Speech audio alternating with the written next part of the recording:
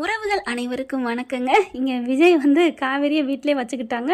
அதாவது night duty இருக்குன்னு சொல்லி அதுக்கப்புறம் காவேரி நடுவில் குட்டி காவேரி எந்திரிச்சிடுறாங்க. 2 பேரும் கட்டிக்கிட்டு தூங்குறாங்க. காலையில் எந்திரிச்சு பார்த்தா 2 பேரும் கட்டிக்கிட்டு இருக்காங்க. ஐயோ சேம் பப்பி சேம்னு எந்திரிக்கிறாங்க. இங்கே பாப்பா பார்த்து ஏன்டா அப்படிலாம் பண்ண அப்படி பண்ணதுனால நீங்கள் 2 பேரும் ஒன்றா படுத்திருந்தீங்க டேடி அப்படின்னு சொல்ல, எனக்கு தூக்கத்தில் படுத்துருந்து என்னடா புண்ணியம் ஏன்டா அப்படி பண்ண அப்படின்னு விஜய் நம்ம குட்டியை பார்த்து கேட்குறாங்க. அதுக்கப்புறம் இவங்களும் கிளம்பி போயிடுறாங்க வீட்டுக்கு. அங்கே போயிட்டு பார்த்தீங்கன்னா காசு அதுலேயும் 2000 கொடுக்குறாருங்க நம்ம பிள்ளை. அதுலேயும் ஜிபேயும் பண்ணி விட்றாரு. வேணான்னு காவேரி எவ்வளோ சொல்கிறாங்க கேட்கல. அப்புறம் வீட்டுக்கு போனால் சாரதாட்டை கொண்டு போய் வேலையாக 2000 காசை கொடுத்துட்றாங்க. காவேரிக்கு ரொம்ப சந்தோஷம். பாட்டு பாடிக்கிட்டே ஹம்மிங் பண்ணிக்கிட்டே போகிறாங்க. வேலையை பார்க்குறாங்க. என்னடி என்னைக்கும் இல்லாத திருநாளாக ஹம்மிங் பண்ணிக்கிட்டு இருக்கேன், பாட்டெல்லாம் பாடுற. ஏமா பாட்டு பாடுறது குத்தமா?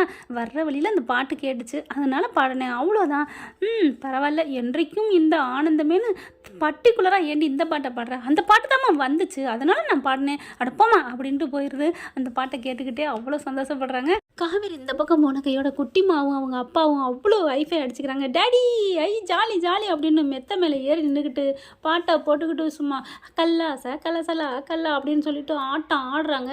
அப்பா இந்த பாட்டை கேட்டாலே எனக்கு ஒட்டம்பெல்லாம் ஒரு மாதிரி முறுக்கேறுதுப்பா அப்படின்னு சொல்லல ஏறாமல் என்ன பண்ணும், இந்த பாட்டெல்லாம் கேட்டு வளர்ந்தவ தானம்மா நீ அப்படிங்கிறாரு. என்னப்பா சொல்கிறீங்க? ஆமாடா, உங்கள் அம்மா வயிற்றுக்குள்ள நீ இருக்கையில் இந்த பாட்டை தான் அடிக்கடி கேட்பா. அப்படியா? ஆமாம் அப்படின்னு சொல்லிட்டு ரொம்ப சந்தோஷமாக ஆடுறாங்க, ஆட்டம் கிழிக்கிறாங்க. தாத்தாவும் அன்பும் வந்து மெல்ல எட்டி பார்க்குதுங்க. என்ன நடக்குது ஒன்றுமே புரியலை. வர்றா போகிறா.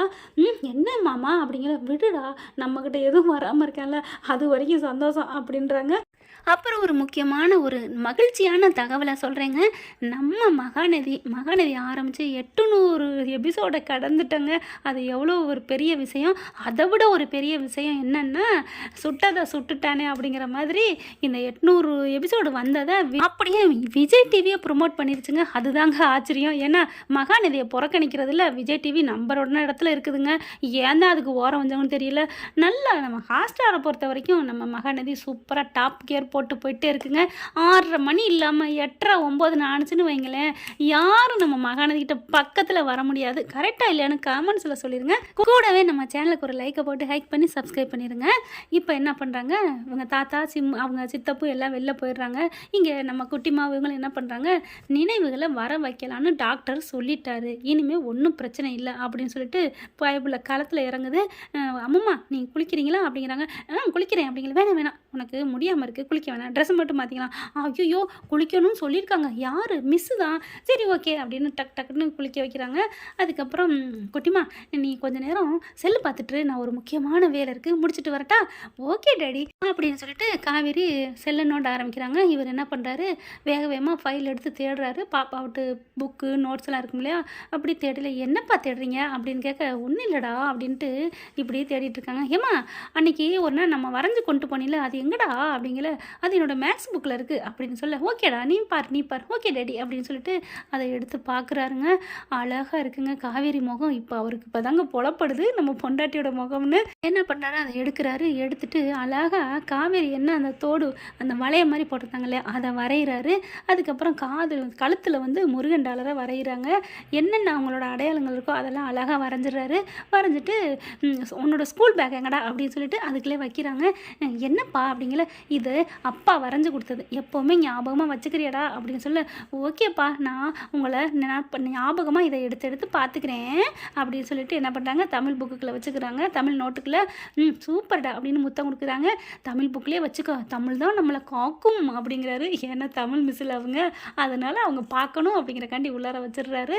அதுக்கப்புறம் டக்குன்னு சரி வாடா வேலை முடிஞ்சிருச்சு அப்படின்னு கூட்டிகிட்டு போய் சாப்பாடு எடுத்து ஊட்டிக்கிட்டு டக்கு புக்கு திக்குன்னு கிளம்புறாங்க. எனக்கே சந்தோஷமாக வருதுங்க விஜய் லவ்ஸ் பண்ண போகிறத பார்க்குறதுக்கு. ஸ்கூலுக்கு போயிடுறாங்க. காவேரி வந்துட்டு பார்க்குறாங்க. வாங்க அம்மா அப்படின்னு சொல்லி கூப்பிட்றாங்க. விஜய் பார்த்துட்டு அப்படியே சைடு வாங்கிட்டு ஓகே அப்படிங்கிறாங்க. அவங்களுக்கு வெக்கமாக வருது, ஏன்னா 2 பேரும் ஒன்றா இருந்தாங்கல்ல, அதனால் பாய்டா செல்லம் அப்படிங்கிறாரு. 2 பேருமே திரும்புகிறாங்க. இந்த செல்லம் யாருக்கு அப்படின்னு சின்ன குட்டி என்ன வாண்டு அப்படி கையை ஒசத்தி சொல்ல, போ அப்படிங்கிறாரு. பாய்டா காவேரி அப்படிங்கிறாங்க. 2 பேருமே திரும்ப, ஷோ சாரிம்மா மினி காவேரி அப்படிங்கிறாரு. அதுக்கப்புறம் விஜய் கிளம்பிடுறாங்க. உள்ளுக்க போகிறாங்க. வெக்கம் தாங்கலை நம்ம பெரிய காவேரிக்கு. உள்ளார போயிட்டு கொஞ்சம் கொஞ்சிட்டு பேசிட்டு அப்புறம் தான் பாடம் எடுக்க போகிறாங்க. பாடம் எடுக்கையில் உங்கள் புக்கை கொடுங்க, நீ உட்கார்றா அப்படின்னு உட்கார வச்சுட்டு தமிழ் புக்கை கொடுறா அப்படிங்கல தமிழ் புக்கை எடுக்கிறாங்க. நோட் எடுக்கிறாங்க. கொடு, நீ எழுதிட்டு வந்துட்டியா எல்லாமே அப்படிங்கிறான். எழுதிட்டு வந்தேன் மிஸ் அப்படிங்கிறாங்க. கொண்டா அப்படின்னு எல்லார் நோட்டையும் வாங்கி வைக்கிறாங்க. எல்லாரும் அந்த போயம் படிங்க, நான் கொஞ்சம் ரைட் போட்டுறேன், நான் திருத்திடுறேன் அப்படின்ட்டு திருத்திக்கிட்டு இருக்காங்க. காவேரி குட்டிமாவோட காவேரி நோட்டை எடுக்கிறாங்க. எடுக்கையில் பார்த்தா அந்த வரைஞ்சி கொடுத்தாங்க இல்லையா, அது இருக்குது. அப்படியே படபடன்னு சிரிக்குது, உயிர் ஓட்டம் அதில் தெரியுதுங்க. அதை எடுத்து பார்க்குறாங்க காவேரி. என்ன இது, அன்னைக்கு நம்ம வரைஞ்ச படம் மாதிரி இருக்கே அப்படின்னு சொல்லிட்டு கிட்டக்க எடுத்து பார்க்குறாங்க. பார்த்தோன்னா அவங்களுக்கு தூக்கி வாரி போடுது. இது நம்ம போடுற டாலர் மாதிரியே இருக்கே, நம்ம போட்ட தோடு மாதிரியே இருக்கே, எல்லாமே நம்மளை அப்படியே கலரை போட்டு பெயிண்ட் அடித்து வச்சுருக்காருங்க. அச்சு அசல் காவேரி மாதிரியே. நம்ம இந்த டாலர் போட்டது இந்த அம்மாவோட அப்பாவுக்கு எப்படி தெரியும்? அப்படியே தலை சுற்றுது. இதில் ஏதோ நடக்குது, இதில் ஏதோ புரிஞ்சிருக்கு, எனக்கு ஏதோ ஒன்று புரியுதே. நான் அவங்க அப்பாட்ட கேட்கணுமே. அம்மா அப்படிங்கிறாங்க. அப்பா எப்படா வருவாங்க? இனிமேல் சாயந்தரம் தான், மதியானம் சாப்பாடு கொடுத்து விட்டாங்களே அப்படிங்கிறாங்க. ஐயோ கொடுக்கல மிஸ், மதியானம் வருவாங்க அப்படின்னு சொல்ல, சரி சரி வரட்டும் அப்படின்னு ஆர்வமாக இருக்காங்க. அம்மா இந்த படத்தை வரைஞ்சது யாருடா அப்படின்னு காவேரி கேட்டோன்னே, தெரியலையே, நான் வரைஞ்சலையே, அன்னைக்கு வரைஞ்சதோட அவ்வளோதான் மிஸ். ஓ எங்கள் அப்பா வரைஞ்சிருப்பாங்க போல இருக்கே, அழகாக இருக்கே, டாலரு சூப்பர் சூப்பர் அப்படின்னு முத்தம் கொடுக்குறாங்க. அப்படியே முத்தம் கொடுத்தோன்னே இவங்களுக்கு உள்ள அரிக்குது காவேரிக்கு. இந்த போட்டோவை நான் எடுத்துக்கலாமா அந்த அதை அப்படிங்கிறாங்க. மிஸ் எங்கள் அம்மா எங்கள் அப்பா வரைஞ்சது அப்படின்னு சொல்ல, நான் ஒரே ஒரு ஸ்டில் எடுத்துக்கிறேன் அப்படின்னு ஃபோட்டோ எடுத்துக்கிறாங்க. ஓகே மிஸ் அப்படின்னு சொல்லிட்டு நல்லபடியாக முடிஞ்சது வைங்களேன். சாப்பாடு கொண்டுக்கிட்டு விஜய் வராரு பார்க்குறதுக்காண்டியே. அப்போ என்ன பண்ணாங்க காவேரி, நான் உங்ககிட்ட ஒரு விஷயம் பேசணும் அப்படிங்கிறாங்க. என்ன காவேரி சொல்லு சொல்லு அப்படின்னு ஆசையாக வராங்க. சொல்கிறது இருக்கட்டும் அப்படின்னு தன்னோட மொபைல் எடுத்து காமிக்கிறாங்க. பார்க்குறாரு, என்ன இருக்குது, இது அம்மா வரைஞ்ச படம் தான், நான் வரைஞ்சி கொடுத்தது தான் அப்படிங்கிறாங்க. அது இருக்கட்டும், இந்த டாலரு அப்படிங்கிறாங்க. டாலரை பார்த்தோன்னே, ஏங்க என்னாச்சு, நானாக தான் வரைஞ்சேன், நான் ஒன்றும் ஏதோ வரையிலையே, என் மனசில் தோணுதை வரைஞ்சேன் அப்படின்னு விஜய் சொல்கிறாங்க. உண்மையிலே நீங்கள் எதுவுமே பார்த்து வரையலையா? பார்த்துலாம் வரையலைங்க. இல்லை, இந்த டாலரு நான் போட்டிருந்த டாலருங்க, அது நீ போட்ட டாலரு தாண்டி என் செல்லமே, என் தங்க பொண்டாட்டியே அப்படின்னு நினைக்கிறாங்க. அதனால தான் எனக்கு ஒரு மாதிரி ஆயிடுச்சு. இந்த தோடும் நான் போட்டது தான். இது உங்களுக்கு எப்படிங்க தெரியும்? என்ன உங்களுக்கு முன்னாடி தெரியுமா? ப்ளீஸ் சொல்லுங்கங்க. எங்கள் வீட்டில் யாருமே எதுவுமே சொல்ல மாட்டேங்கிறாங்க. ப்ளீஸ் விஜய் சொல்லுங்கள், 2 வருஷத்துக்கு முன்னாடி என்ன உங்களுக்கு தெரியுமா சொல்லுங்களேன் அப்படிங்கல. சொல்லுமா? இல்லை உடனே சொல்லக்கூடாது, நினைவுகளை கொஞ்சம் கொஞ்சமாக ஏற்படுத்தி தான் சொல்லணும்னு சொல்லியிருக்காங்கல்ல அப்படின்ட்டு. இல்லைங்க, நான் ஒன்றும் தெரியலையே, நான் யதார்த்தமாக வரைஞ்சேன், சாரி அப்படின்ட்டு போயிடுறாரு. அடுத்து போயிட்டு வரேன்னு கிளம்பி போயிடுறாங்க. அவங்களுக்கு கொஞ்சம் கொஞ்சமாக மனசை போட்டு அறுக்குது. அப்புறம் சாயந்தரம் வருது, கூட்டிகிட்டு போகிறாங்க, டியூஷன் எடுக்கிறாங்க. எடுத்து முடிஞ்சுட்டு பாய் பாய்னு கிளம்புறாங்க. அவங்க கையாலே காஃபி போட்டு கொடுக்குறாங்க, குடிக்கிறாரு. அதுக்கப்புறம் வீட்டுக்கு போயிடுறாங்க. சனிக்கிழமை வரப்போதா, வெள்ளிக்கிழமை இங்கே என்ன சொல்கிறாங்க, காவேரியை பார்த்து நம்ம தலைவர் நாளைக்கும் உண்டுன்னு சொல்லிட்டு வர்றீங்களா அப்படின்னு கேட்க, அப்படியே பார்க்குறாங்க விஜயை. என்ன பார்க்குறீங்க, நான் கேட்கல, உங்கள் அம்மு தான் கேட்குறா அப்படின்னு விஜய் சொல்கிறாங்க. உடனே அம்மு இருந்துட்டு, அப்பா நான் எங்கப்பா கேட்டேன், சும்மா இருடா அப்படிங்கிறாரு. அதுக்கப்புறம் ஓகே அம்மாட்ட கேட்டுட்டு நான் வர்றேன் அப்படிங்கிறாங்க. வாரம் எப்படி அப்படின்னு கேட்பாங்களே, என்ன மிஸ் சொல்லுவீங்க? இன்றைக்கி ஸ்கூலில் டூர் இருக்குன்னு சொல்லிடுவோம். ஓகே, இல்லைன்னா எக்ஸாம் இருக்குன்னு சொல்லுவோம். ஏதோ ஒன்று சொல்லிட்டு வாங்க அப்படிங்கிறாங்க. அதுக்கப்புறம் அதே மாதிரி பொய்யை சொல்லிட்டு விஜய் காவேரி வந்துடுறாங்க. காதல் வந்தோடனே பொய் எப்படி வருது பார்த்தீங்களா? பார்த்தா இவங்க 2 பேரும் டிப்டாப்பாக ரெடியாக நிற்கிறாங்க. என்னாச்சு 2 பேரும் ரெடியாக நிற்கிறீங்க, எங்கே போகிறீங்க? நீங்கள் சொல்லியிருந்தீங்கன்னா நான் வந்திருக்காமல் இருந்திருப்பேன்ல அப்படிங்கிறாங்க. நீங்களும் சேர்ந்து தான் போகிறோம் மிஸ் அப்படிங்கிறது பாப்பா. எங்கே அப்படிங்கிறாங்க. இன்னைக்கு எங்களோட வீடு சென்னையில் இருக்குது, அங்கே போகிறோம் அப்படிங்கிறது பாப்பா. சென்னையிலையா அப்படிங்கிறதுல, சென்னைன்னு ஒரு மாதிரி ஆகுது, நாங்கள் அங்கே இருந்துட்டு வந்தோம். அப்படியா, அந்த வீடு ஞாபகம் இருக்கா மிஸ் அப்படின்னு கேட்குறாங்க குட்டிமா. ஞாபகம் இல்லை, நல்லா பெரிய வீடு பங்களா மாதிரி இருக்கும், கடைசியாக நான் அந்த வீட்டை விட்டு வந்தது ஞாபகம் இருக்குது, அது மட்டும் ஞாபகம் இருக்குது, போனால் ஞாபகம் வரும் அப்படிங்கிறாங்க காவேரி. அது தானடி எனக்கு வேணும் அப்படிங்கிறாரு விஜய் மனசுக்குள்ள. அதுக்கப்புறம் காரில் ஏறி பறக்குறாங்க. இங்கே சித்தப்பு ராதா, இங்கே தாத்தா 3 பேருக்கும் வயிறு எரியுது. என்ன மாமா நடக்குது?